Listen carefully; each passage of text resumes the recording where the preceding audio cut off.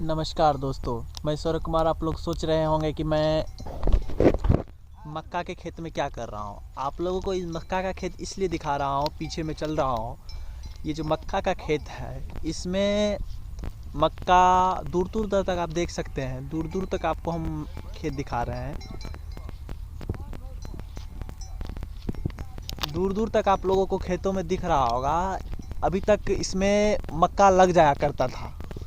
मक्का अभी कम से कम इतना बड़ा हो जाया करता था।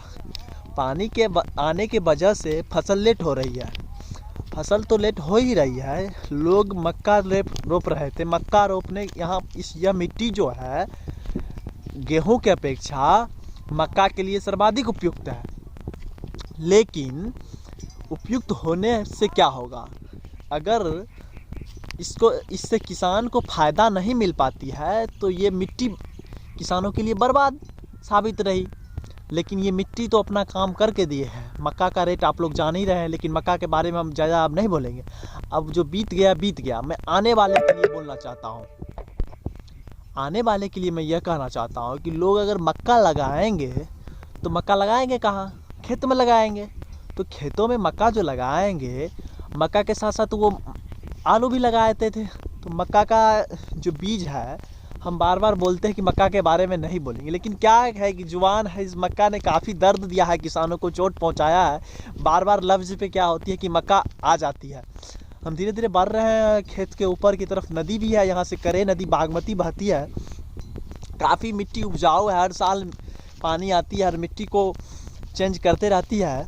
लेकिन हमें मक्का में लोग जो आलू को डाला करते थे, वो जो आलू है, आलू अभी बहुत महंगा है। हम लोग अभी जो आलू भोजन कर रहे हैं, आप भोजन के रूप में, सब्जी के रूप में उसको ग्रहण कर रहे हैं, वो 40 रुपये प्रति केजी है। अगर बीज के रूप में उसे खरीदा जाए तो लगभग 50 रुपये भी पड़ जाएगा। तो उससे कहीं भी महंगा हो सकता है। बीज वाले और खाने वाले में अलग फ़र्क होता है। बीज आप लोग जानते हैं कि महंगा होता है, लेकिन हम आप लोगों को बताना चाहते हैं, हम आपसे किसी का भी सरकार आए भाई, बीज है, किसान बेहाल है, उसका मक्का नहीं बिका है, मक्का का उचित दाम नहीं मिल पाया है, वो परेशान है, निराश है, हताश है, और उनके पास पैसे नहीं है खेती करने के लिए। तो पैसा कहाँ से लाएंगे? तो हमें सरकार से एक मुहिम चलाना चाहिए। जो पैसे नहीं है किसान के पास खेती करने के लिए, सरकार उसे ऋण दिया जाए। अगर ऋण देते भी हैं तो इसमें कई लोग क्या कहते हैं, चोर लुटेरे, इसमें दलाल जो कहते हैं, लग जाते हैं। और वो क्या कहते हैं, अगर इसमें बीज मिलेगी भी तो आधे लोगों को मिलेगी, आधे लोगों को फाड़ कर फेंक दिया जाएगा। या अगर मिलेगी भी तो उसका घूस लिया जाएगा।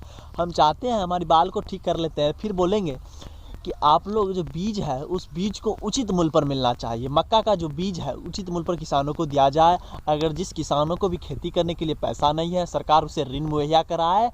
और जब उसे फसल का दाम, जब फसल पूर्णतः तैयार हो जाएगा और जब उसका प्रबंधन किया जाएगा, तो उस फसल को बेचकर किसान उस कर्ज को चुकाएंगे। और उस फसल का दाम क्या कहते हैं, एक उचित दाम होना चाहिए जो किसानों को संतुष्टजनक कर पाए।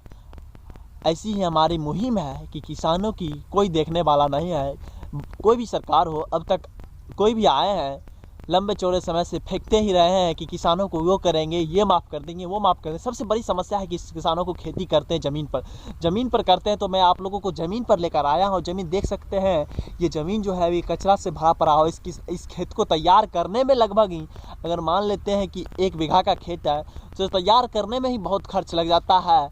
उसको तैयार करने में तो कितना खर्च लगेगा आप ही समझिए। इसमें लगभग 3-4 बार जोताई करना पड़ेगा। इसको जोताई का फीस अगर आज के समय में आपको जाना है तो 1 कट्ठा को 1 चास करवाने में 45 या 50 रुपये। अगर 4 बार जोताई तो 200 रुपया। 1 बीघा का 4000 रुपया।